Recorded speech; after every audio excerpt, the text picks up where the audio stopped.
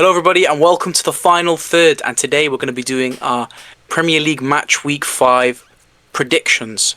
Last week was a bit of a stinky week. There wasn't, as much excitement as we're a bit kind of used to this season. A couple of 0-0 draws, low scoring games, but again, you're going to have some weeks where when they're on it, some weeks where they're off it, so that happens sometimes, but hopefully this week can deliver. But before we get into the predictions themselves, Hassan, do you want to player from the last video? Yes, so the player from the last video was Nathan Dyer. Let us know if you got that in the comments below, and we'll reveal a new player at the end of the video. You know what, Nathan Dyer was a very good player for Swansea and Leicester. I think we might maybe bring in the Swansea discussion with obviously Nottingham Forest, because I'm from Swansea, so they had a great performance today against Forest. But let's talk about that when we get to the Forest game. Let's move on to the first game. The first game is Liverpool Everton. Now, before we do our own predictions, I'm going to start by giving Ali's predictions. Ali's prediction was 2-1 to Everton. So that was his prediction. Hassan, what was yours?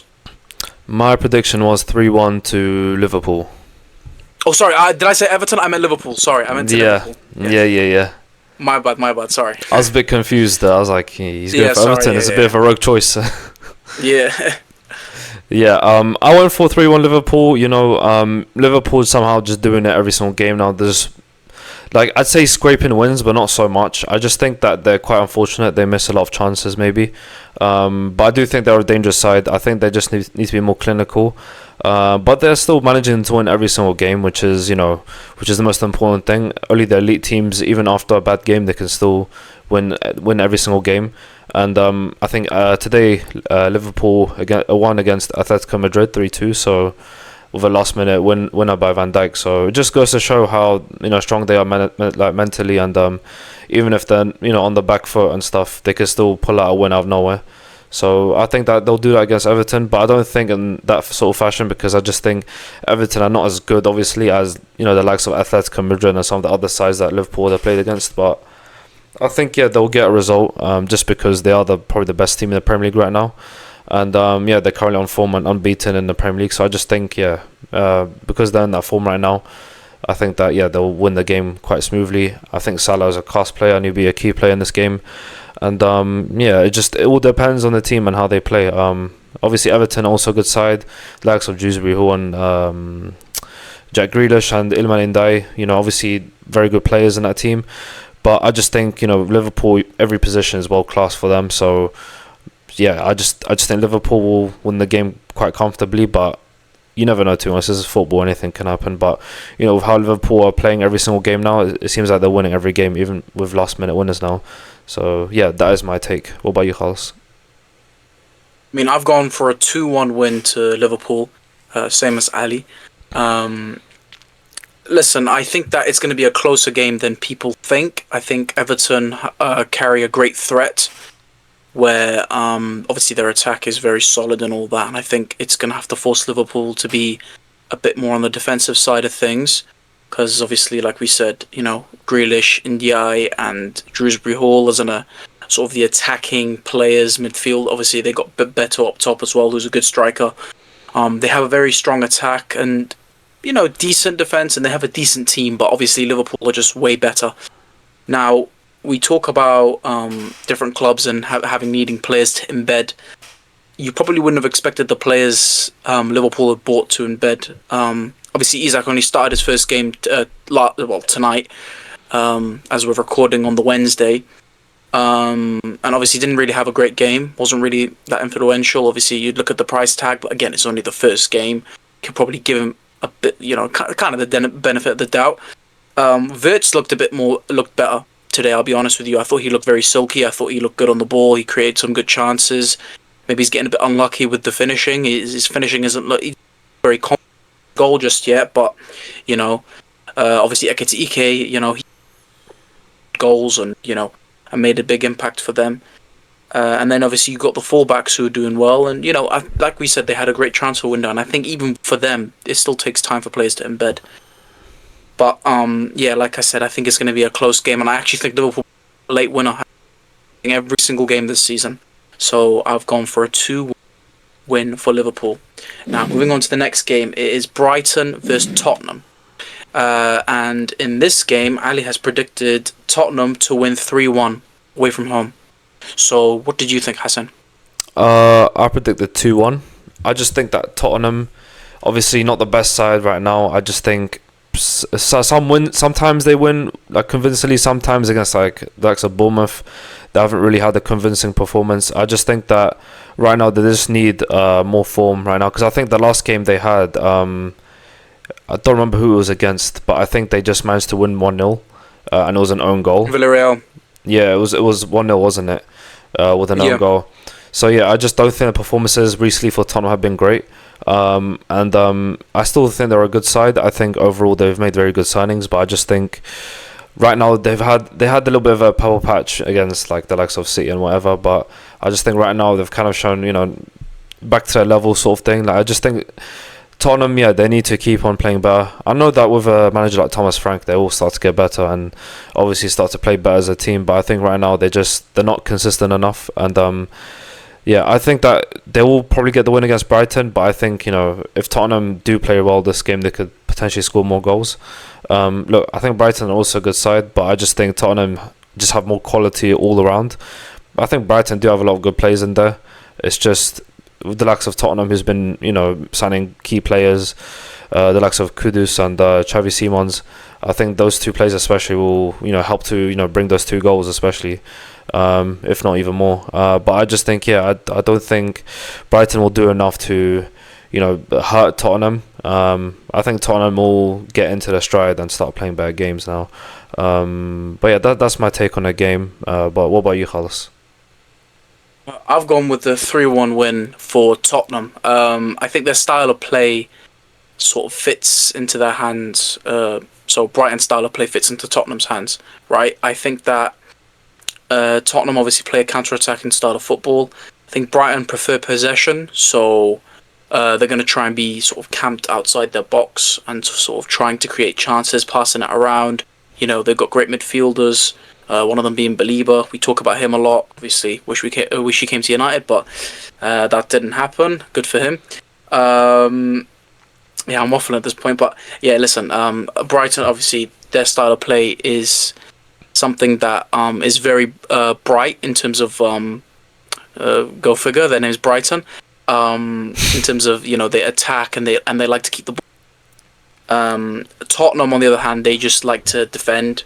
And then when they get the ball, hit them counter-attack. They have quick players. Xavi Simons looks good. His control looks very good. Kudus, obviously, we know what... Richarlison, when he's on a couple goals... To be fair, I don't really know what's going on with Solanke. Playing much? I don't know. I haven't seen him play for Tottenham this season. He's been mainly on the bench, isn't it? Because I just think that he's just playing Matthias Tel at strike, which is a bit interesting, but...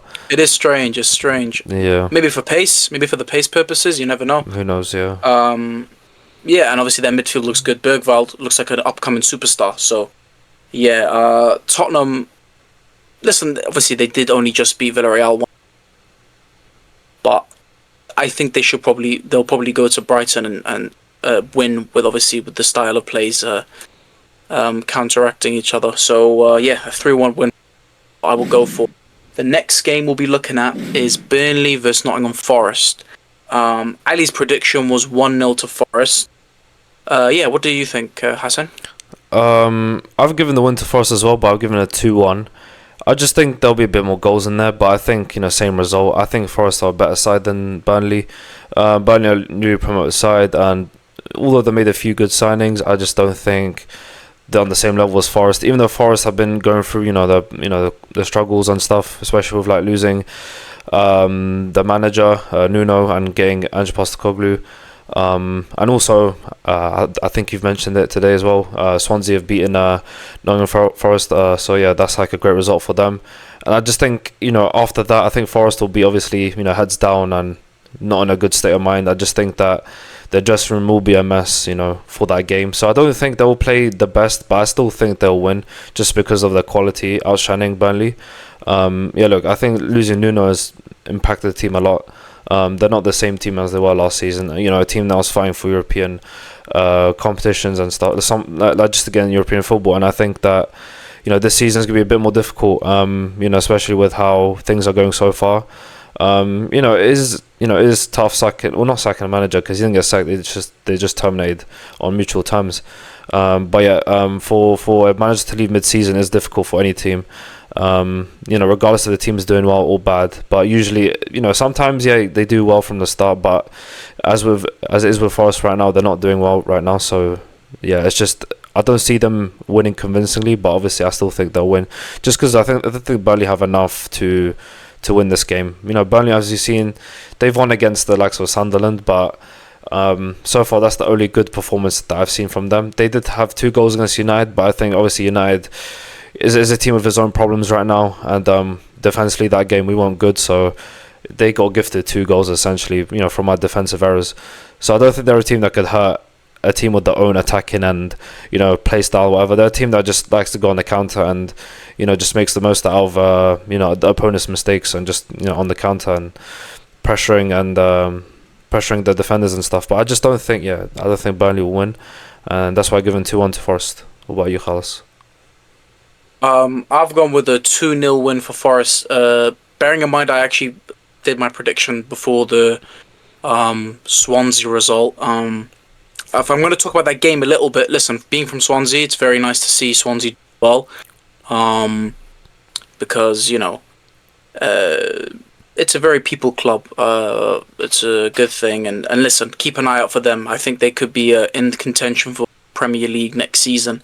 But obviously, we're not a championship, channel. So maybe not yet, but maybe in the future. But we'll talk about Forest. Obviously, Forest were 2-0 up in that game. They go and bottle it 3-2 to a team, in the championship who, listen, like I said, they have a bright future and they could be in the Premier League next season. But again, they're still a championship side and a division below. To lose that lead so late on against a lower division side is not good for any team. Obviously, we saw it with United when they lost to Grimsby. It really affected them. Some of the players haven't played well since that game. So listen, it's not a good result for Forest. I really do think it could affect them. But I've gone with a 2-0 win because I still think they have quality. Listen, they have to bounce back at some point, right? I think Ange, if his style of play does work, like we saw one of the goals he scored against Swansea, it was like they passed it into the net, basically. Listen, if they can figure it out, Forest have the quality players to perform. Burnley, they're not very convincing. The goals that I see them score, it's not, really from their own doing. It's more from mistakes from the other teams. So, I still think that Forest will edge this one. I say 2-0. Maybe a bit of a scrappy 2-0, but I'd give the result to Forest. And I did say Ali's result, didn't I? Yeah. 1-0. I think you said. 1-0. Yeah, 1-0. So on to his team. And, listen, he's gone for a very controversial kind of. He's gone for a 2-1 win for West Ham against Palace. I don't know, Hassan. Who do you think's gonna? I did give it 2-1, but not to West Ham. Obviously, I gave it to Palace. Look, I think Palace right now are the team in form. Compared to West Ham. Obviously had 2 trophies from last season, big achievement for them, and I just think they play a better style of football. I just think Graham Potter right now, no offense to that guy, but he's a bit clueless, with his choices, with his lineups. A lot of West Ham fans are also criticising the way he starts the players and which positions they start. I don't know if he's the right manager to bring them forward. Seeing as how they've lost some terrible results, like some terrible games for them. To be fair, like 5-1 against Chelsea, 3-0 against Sunderland. They did win against Forest 3-0, but I think that's more of a fluky result for them. I think that their 3 goals came very late, and it's just probably because of Forest's terrible defending. Look, I think that game they were solid, but you can't judge a team based off one game. I think in general West Ham under Graham Potter has not been great, and as I said, it's just because of his, the way he's been lining up the players, especially have Souček and Ward-Prowse in midfield. Basically no legs in midfield. You're playing 2 number 8s in central defensive mid positions. They're not going to do well there. Kind of the same problem as United have, and I just think West Ham just lacking quality so far in terms of midfield. Look, I think Crystal Palace in general, very good team. Every position they have, is they're not like world class players, but exceptional players. You can definitely say, like very good, high quality Premier League level players. But yeah, I just think Crystal Palace will edge the win. I think it'll be a tight game. I don't think it'll be a convincing 2-1. I think both teams will play well. I just think obviously Crystal Palace, I think they'll just shine a bit more quality, especially with how West Ham have been playing like recently against most teams. Yeah, that's why I think it'll be 2-1. What about you, Carlos? I've gone with a 2-2 draw. I don't know. I just feel like West Ham need to get a good result at some point.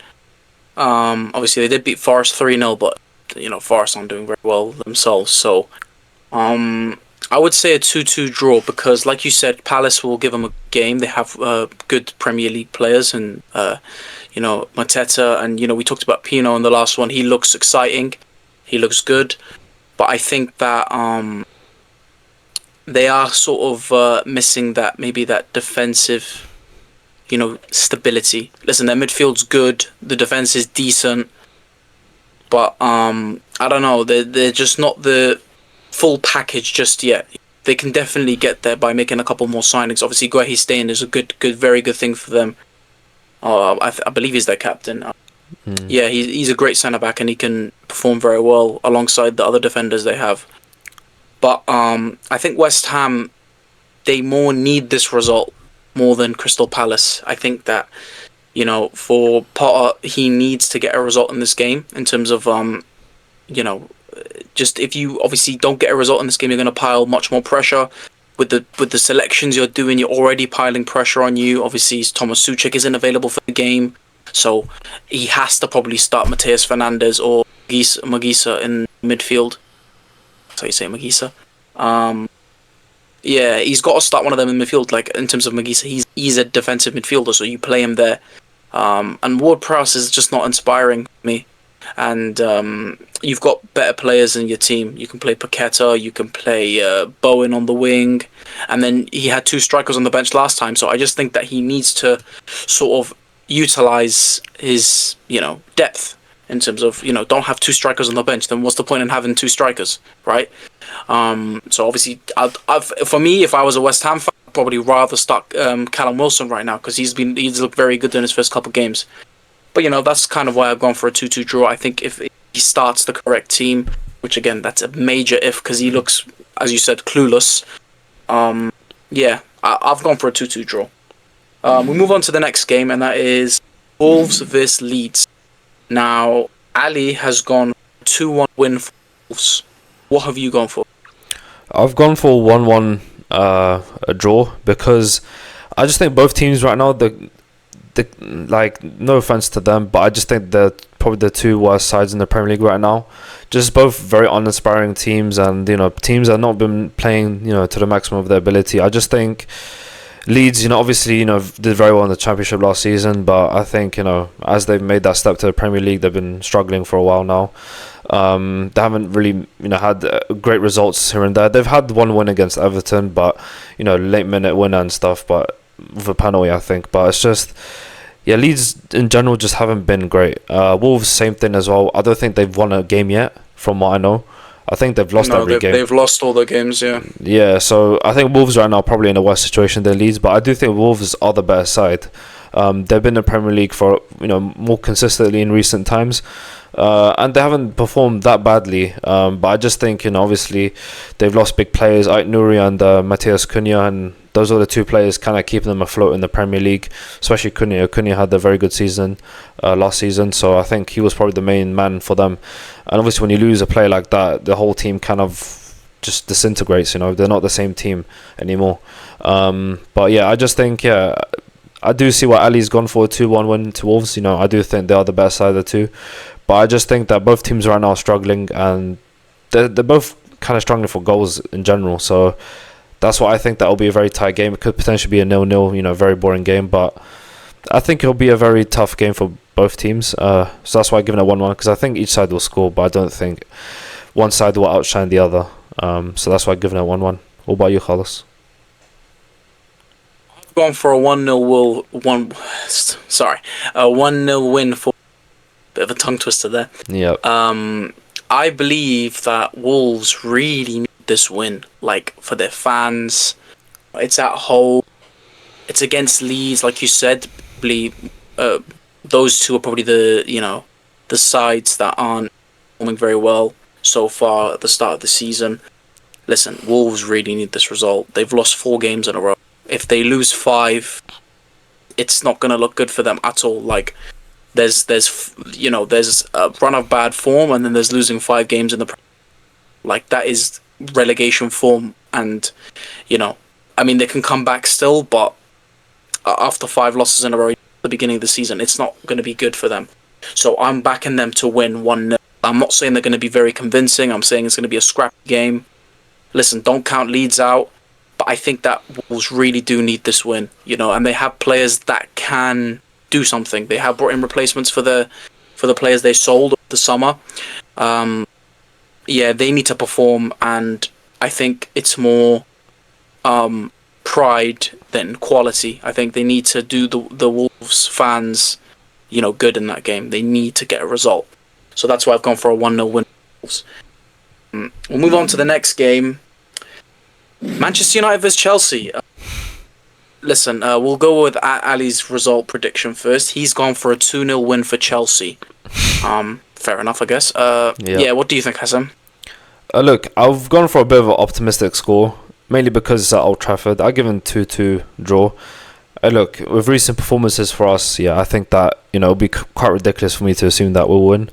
Anything can happen in football, but just based off how we've been playing and defensively and stuff, I think we're quite shaky. Especially if Amram decides to play Luke Shaw again, which hopefully not, because I think as a manager you have to kind of learn from your mistakes, and Amram's kind of not understanding that, because I just think he just keeps playing the same players that just not good enough in those positions, like Bruno, for example, in the number 8 role, all playing as the defensive mid. Like, Bruno is not a defensive mid. He's one of the best centre attacking mids in world football right now. So you can't really play him in that position. Like, you kind of wasting him there. And playing Luke Shaw at left back, at centre back, he doesn't have the strength and the height as most centre backs do. He got out-muscled and outpaced by Haaland in that game. So I just think if you play players like that against Chelsea, they'll be able to also harm us in that game. They'll definitely punish us by playing with those players, especially the midfield of Enzo Fernandez and Caicedo. You cannot get away with playing players like that. Look, against sides like Burnley and whatever, you can play those players in those positions, but against big sides like Chelsea and Man City, you definitely cannot do that. So hopefully this is a game that Amram shows that he can learn from his previous mistakes, because currently he's stuck with Bruno in that position, and it really pisses me off. Like, probably pisses off a lot of United fans in general. But I just for his sake, I just hope that he knows what's wrong with his lineups, and he decides to use Kobbie Mainoo. I think Kobbie Mainoo is a waste in the bench right now. I think he's a player that has a lot to offer, especially in that position. Very smooth, very calm on the ball. He could definitely help in the defensive duties as well. He's quite physical. I've seen him do a lot of good tackles in the City game. So I could definitely see him, doing well in that position. I just think Amram needs to, stop playing Bruno in that position. Just play him either Mateus Cunha's position or Mbeumo. But I think obviously because Cunha's coming back from injury, I think he might play left cam and Mbeumo right cam. So we'll have to see, to be honest. But I just think that this is a game that Amram kind of needs to obviously win for the United fans. Now I don't know if we'll win. That's why I've given us a draw. But I just think Old Trafford, bad results of recent times, I think this is his best opportunity to get a result. And Chelsea lost to Bayern Munich 3-1, so maybe this will affect their mentality for the next game, who knows. But I think this is a game that Amram has to kind of prove himself, and the players do have to prove themselves as well, because the start to the season has not been great at all, getting knocked out to Grimsby and just not having good performances in the Premier League and good results in general. So and we all know Amram's record is dreadful right now. He's basically averaging less than 1 point per game, so not great at all. And the win rate is also the lowest of any United manager. So he needs to definitely step it up, and if not, he could be in serious trouble. But that's my take on the game. What about you, Khalas? Listen, I've gone for a 2-1 win for Chelsea. Now, me as a United fan, it really hurts to say that, but it's a sense of there's this three stages of grief. I'm at the point of acceptance. Yeah. It's just, we're not good enough at all. And you look at what, has happened in the Amram era. Not a good one, I'll say that. From the teams that are still in the Premier League and have been in the Premier League since his tenure, we are rock bottom of the league table. It's not good form at all. It's disgraceful. Like, you can't put all the blame on Ruben Amorim, but I think he's making mistakes in terms of the players he's selecting in his teams. Like, you're leaving out Kobbie Mainoo, who's probably one of our best midfielders, if not our best midfielder. Leaving a player of that quality out of the team. I know he's young. Remember, this kid started a Euro final for England. Like, he's not a bad player. He's top of the. Honestly, I think if he leaves Man United and he goes to another club, he's going to reach world-class level very quickly. He's a quality footballer, and I think if we don't play him, we're going to really regret that. I think, losing a player of his quality is going to be very sad to see.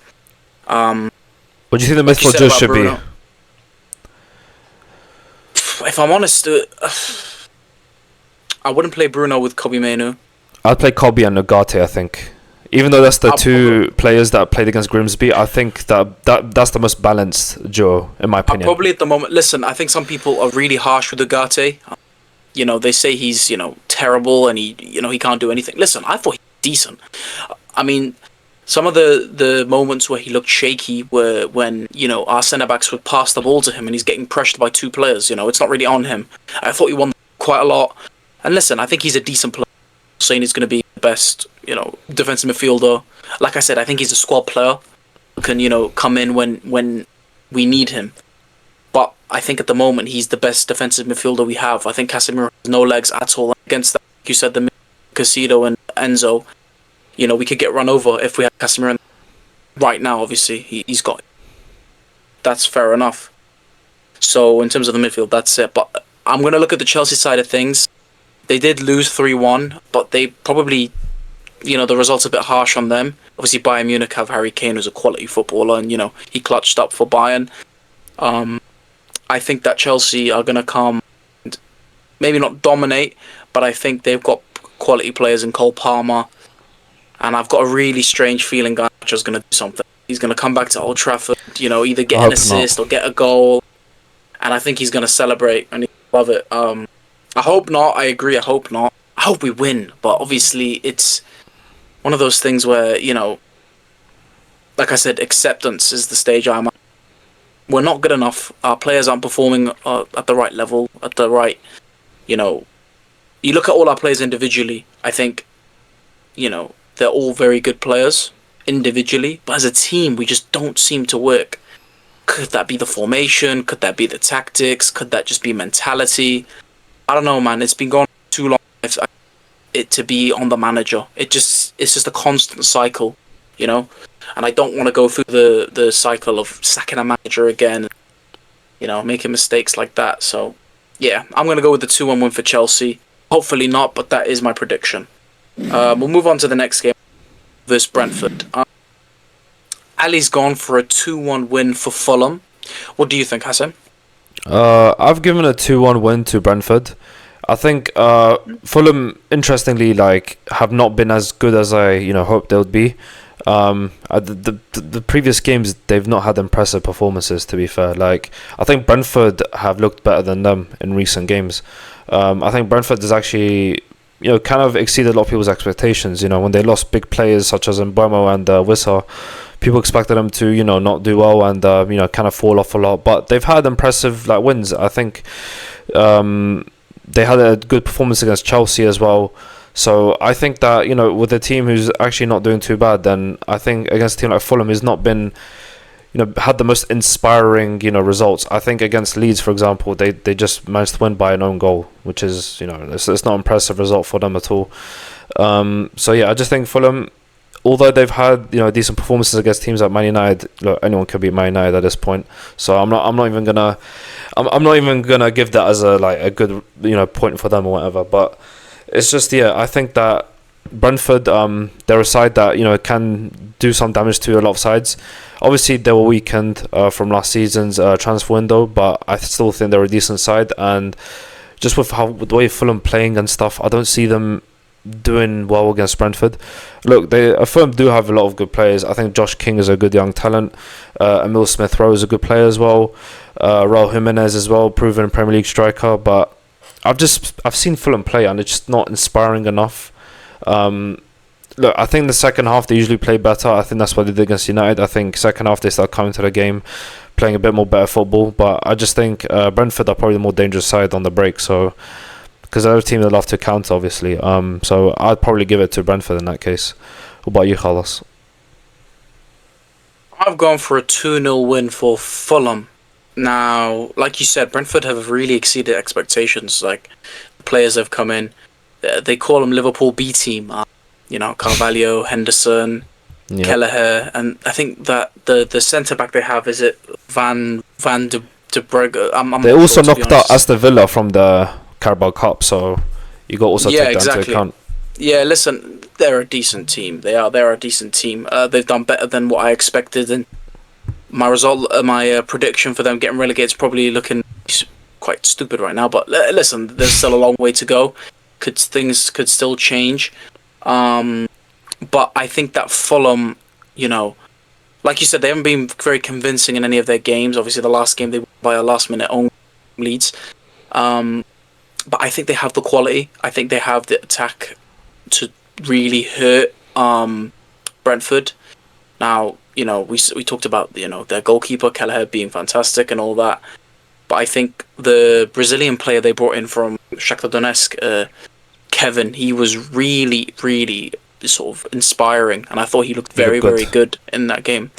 Do you know what I mean? And I think if he can keep it up, players that are in that stage of their career, listen, they're young and they don't really care what anybody says. They come in and they come to enjoy their football.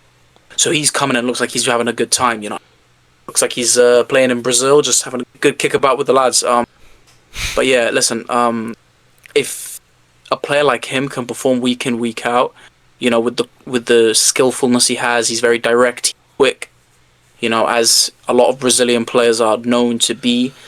I think he can be a very dangerous player for Fulham and can inspire the rest of the team. So I've gone with a 2-0 win for Fulham. Probably a bit too high, but I'm going to stick to it. So that is the result for that game. And we'll go on to Bournemouth versus Newcastle.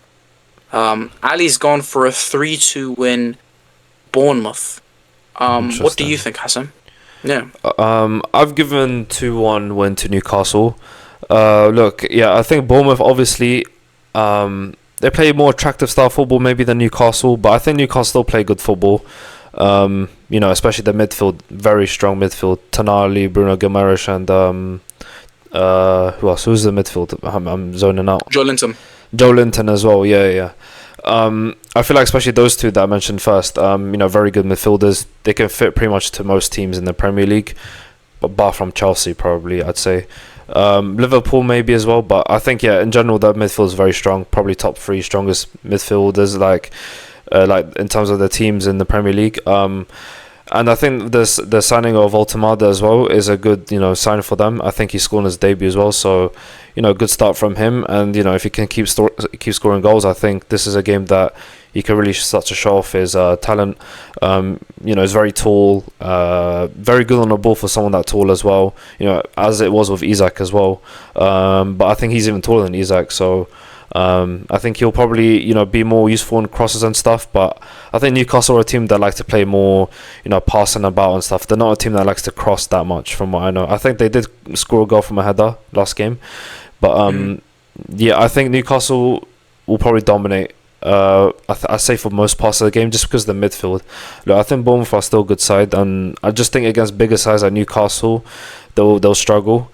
I don't think Newcastle has the best defense in the league, but I do think it's strong enough to hold up against most teams. I like, for example, Fabian Schär known to be a good player for Newcastle for a long time now.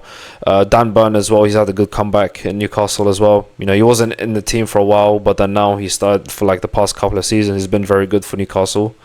And Trippier as well, he's a proven Premier League player. Look, he's a bit on the older side, but he provides experience, and he's good with crossing as well, so he can try to launch crosses to Voltemad, and hopefully he gets on the end of them. But yeah, no, I think Newcastle will probably win this game. I don't think it'll be a convincing win. I think it'll be quite a tight game because I think both sides are pretty good. But I do think Newcastle will edge out just because of the quality of midfield, and football is determined mainly on the battle of the midfield. If you win the midfield, then you have a good chance to win the game. So that's why I've given it to them. What about you, Carlos? Well, I've gone for the same result as you, a 2-1 win for Newcastle. Bournemouth are a very good team. They proved that against Brighton, beating them 2-1. Listen, like we said, Brighton are a decent team too. They're both very exciting teams. I think Bournemouth have that little bit more quality in the top of the pitch in the final third. Bit ironic. I think a player like Semenyo can be a massive difference for any team. We've seen him perform and score goals consistently for Bournemouth. Obviously, that performance at Anfield is probably not going to be forgotten for Bournemouth fans. I just think that Newcastle have more quality. We always say the midfield battle, and I think Newcastle just have the better midfield. Like we said, probably is a midfield three. I think the only one that really competes with them is maybe, I say that Arsenal's midfield. It's one of the top three probably well. Midfields. Yeah. Probably top three midfielders. Yeah, probably top. Let's say top five. Okay, let's say top five midfielders. Yeah. Not midfields in the league. So I would say they can come up against any team and win a midfield battle. I think even against the teams that we said above them, I think we'd give them a game as they did against Liverpool, even with a man down. So yeah, I think that Newcastle are probably the slight better team, and I'll just give them the edge in this game 2-1. So we'll move on to Sunderland versus Aston Villa. Ali's gone for 1-0 win for Aston Villa. He said that his point of view, this game is pretty much the only game he talked about. He said that Aston Villa have to win a game at some point. That's about it. That's all he said. Yeah. So what do you think?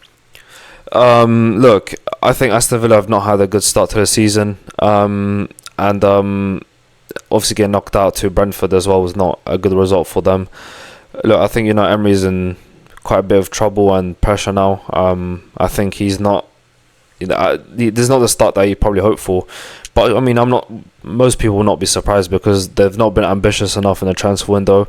Most of the signings have been last minute, signings, and I don't think they've had a clear idea on what they want to invest in. Obviously, that's financial fair play rules and whatever, but I just think that they're not the team they once were.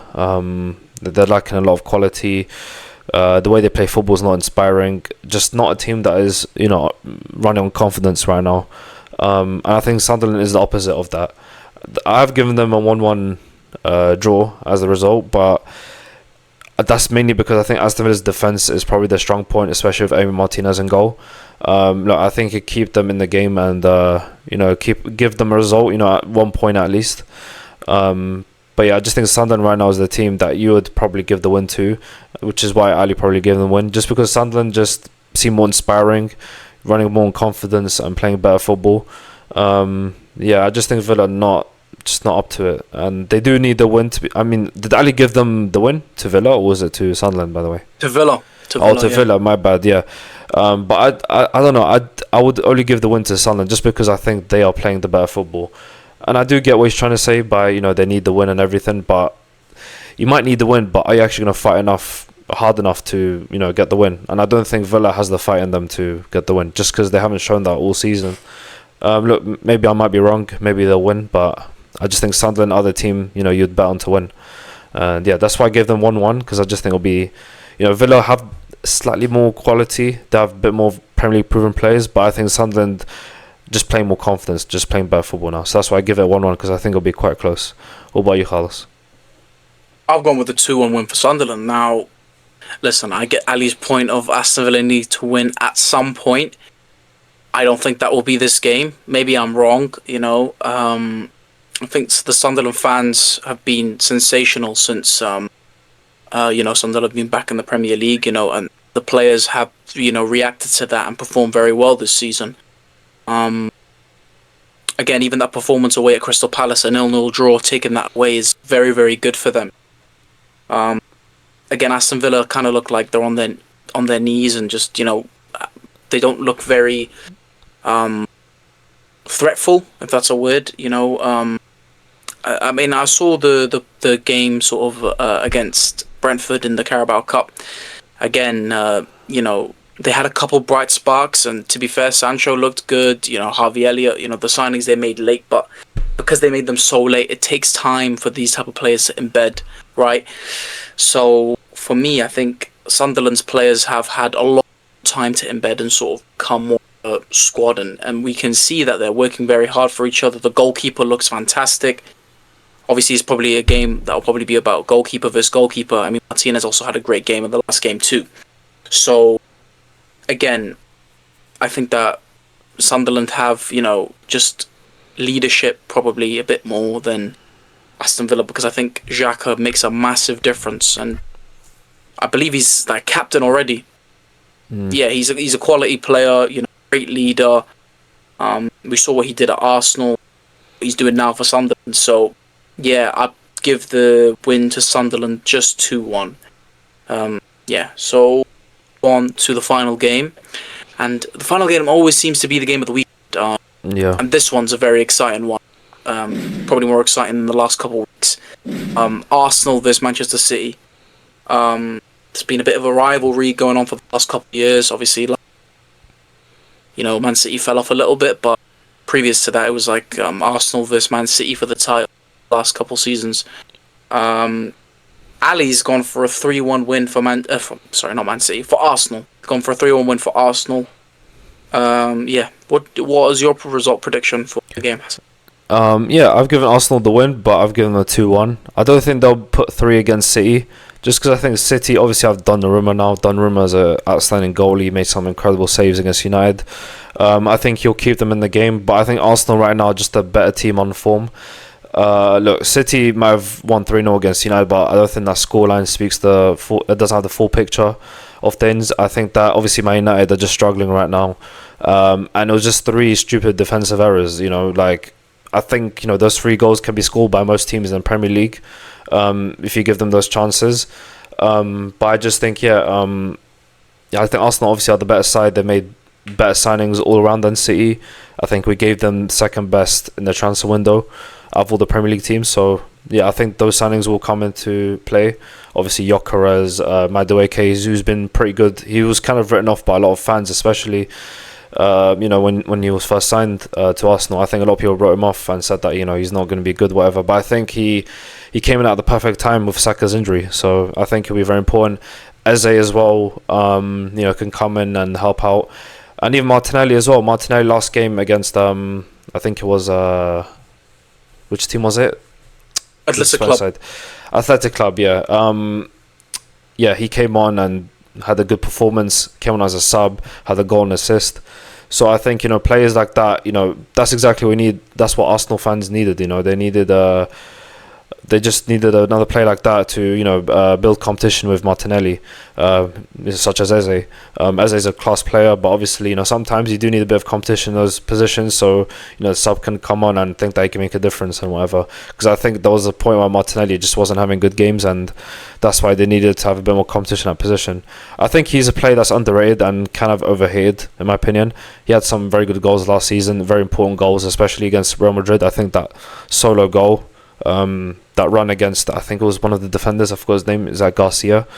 But yeah, I think Martinelli's pace is one of his strong points. I think he's underrated. And Arsenal, as we know, a very good midfield. Rice and Zubimendi. I think Odegaard is injured again with his shoulder injury, so he'll be out for this game. I don't know who will take his place, but we'll have to see, to be honest. But yeah, overall, Arsenal very good. Mascara also a very good young centre back. He's been very solid recently. He looks incredible. Yeah, for his age especially, he looks very calm on the ball. Just very good signing from Arsenal, very good scouting from them, to be fair. You got to give credit to them. And look, City right now going through a lot of injuries right now. I think Cherki will still be out for this game. Rico Lewis as well. You know, he used to play on the right back spot. And also I think the left back he's not a starter usually. I forgot his name. But he's like a young player, and I don't think they usually play him at left back. I think usually Gvardiol plays that position. O'Reilly. Yeah, O'Reilly. Yeah, he's not the usual left back, is it? So I think it's because they're kind of short on centre backs. Obviously, Stones is injured as well. But look, I still think they could. I still think City will play a good game. I think it'll be a tight game, to be fair, but I think it'll be a good game in football. Obviously, if Doku, shows his class again against Arsenal, then he can come and help. But I think that Arsenal are just a better team overall. I think right now they're just a stronger side, and I've been impressed by the transfer window, and they look like they could potentially win the title. But obviously with Arsenal, we know the second curse is real, so we never know if it might happen or not. But it still depends on Liverpool. If they start losing games, I think Liverpool might lose the title if they start get into a bad form. And if Arsenal just have to capitalise on Liverpool not playing well. But I think Arsenal this game I don't think they'll dominate as such, but I think they will win this game. So that's why I give them 2-1. What about you, Carlos? I've gone for a 3-2 win for Arsenal. Like you said, Arsenal look like their new signings have come in and sort of integrated in perfectly. Gyökeres comes in, scores goals. Madueke looks very dangerous. Eze looks dangerous as well. Zubimendi's come in and just fit into that midfield absolutely brilliantly. Mosquera, we thought he'd be a backup, but he's come in for Saliba and he's just taken over. You know what I mean? He looked great on the ball. He looks strong, and I saw some Arsenal fans saying in the play Saliba because Saliba's been linked. Obviously, Arsenal did beat Athletic Club in the Champions League, and like you said, Martinelli had a good performance. But I think with Martinelli, the issue is with him is he when he dribbles, he just doesn't really look up. He just looks down at the floor because he knows he's fast, but he just doesn't really use his abilities to the best potential. I think that he can be a much better player if he just looked up a little bit, because he is quick and he's got good ball control and all that, but I just think there's something just lacking on that left wing position. I'm not saying that is a bad thing, because again, Eze usually plays there. I mean, Odegaard's out injured now, so I think Eze will probably go to the midfield. And again, you could probably play Madueke on the left wing and Wanyeri on the right wing. Arteta has very good squad depth now, so he can pick and choose who he wants to play. So yeah, that's the Arsenal side of things. And Man City, I think Haaland will probably score. He's just in sensational form right now. I don't think anybody's really able to stop him in terms of giving him a chance. He'll take it easily. I just don't think that, even against, like Hassan was saying, against United, they just weren't convincing at all. The goals they scored came from United mistakes. I just don't think that they will be as lucky as that against Arsenal, because I think Arsenal are probably the best defensive team in the league, probably by far. So they won't get as many chances. I've still given them 2 goals. Haaland's in, and like you said, Doku can perform. Even Foden had a decent game against United, so that's why I've given it a 3-2 win for Arsenal. Given a couple goals to Man City. But that is it for the predictions. So thank you guys for coming in. It's been another good day of predictions. But I hope that some of them can actually happen, because we never seem to get any of them right, and we've lost a lot of points on the leaderboard. But yeah, before we go, we will just give you the quiz for the next player. Hassan, if you want that. Sure. So I'm going to read out the 5 facts now. So his first Champions League goal came in 2005 against AC Milan while playing for PSV Eindhoven in the round of 16. He is one of only a handful of players to have scored in 3 different World Cups for South Korea: 2002, 2006 and 2010. Sir Alex Ferguson once left him out of the 2008 Champions League final squad, despite playing him in every knockout round prior, a decision that Ferguson later admitted he regretted. Fourth fact is that he was the first Asian player to captain Manchester United in the Champions League, leading the team out against Wolfsburg in 2009. And the fifth and final fact is that after retiring, he took on an unusual post-playing career role as an ambassador and advisor for Jeonbuk Hyundai Motors in the K-League, instead of going straight into coaching. Let us know what the player is in the comments below, and we'll reveal the player in the next video. Thank you guys for coming in. Please leave a like, subscribe, turn on your notifications so you know when we upload videos. And take care. We will see you in the next one. See ya.